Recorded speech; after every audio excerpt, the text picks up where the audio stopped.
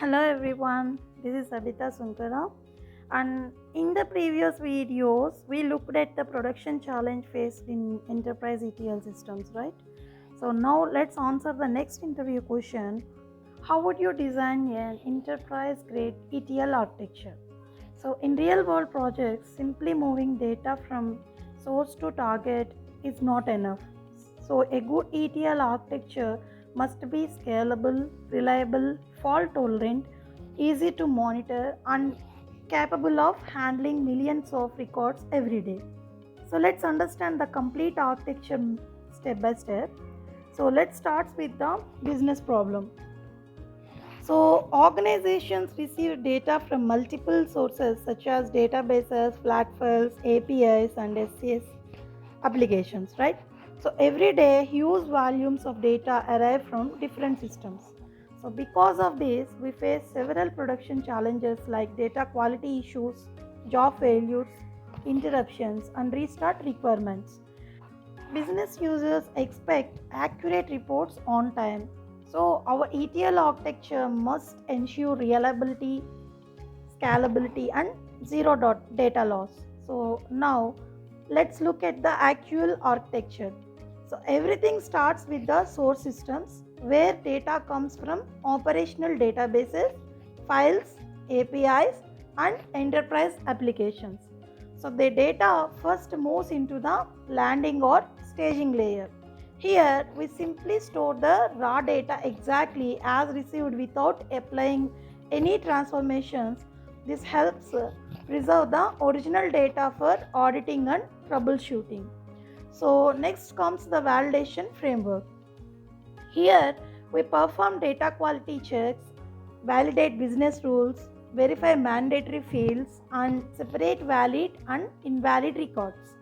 So only valid data proceeds to the next stage. After validation, the data enters the ETL processing layer.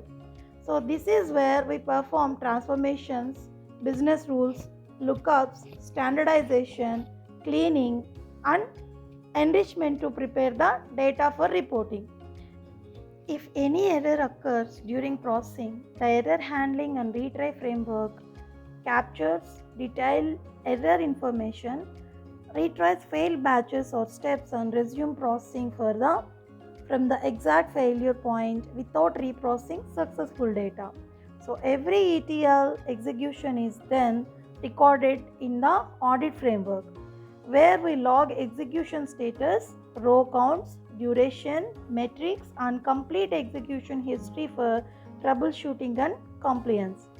Finally, the processed data is loaded into the target systems such as data warehouses, data marts, or reporting applications. So, across the entire architecture, we also have two supporting frameworks, the notification and alert framework.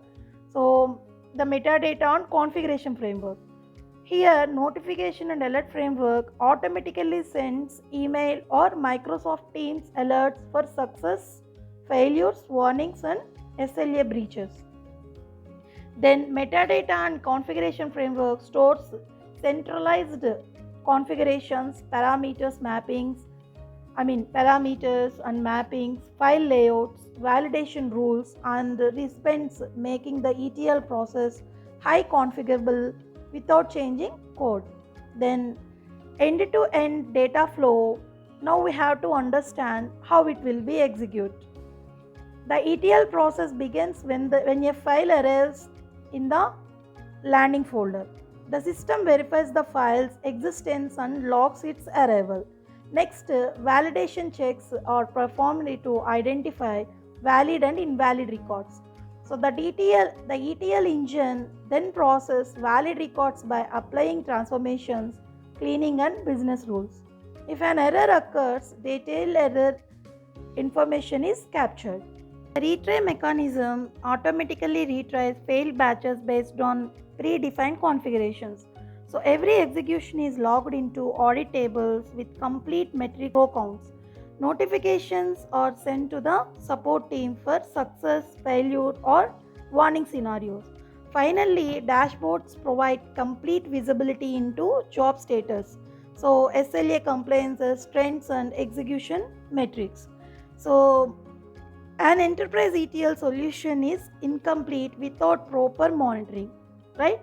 So operation teams continuously monitor dashboards to track job status and SLA compliance.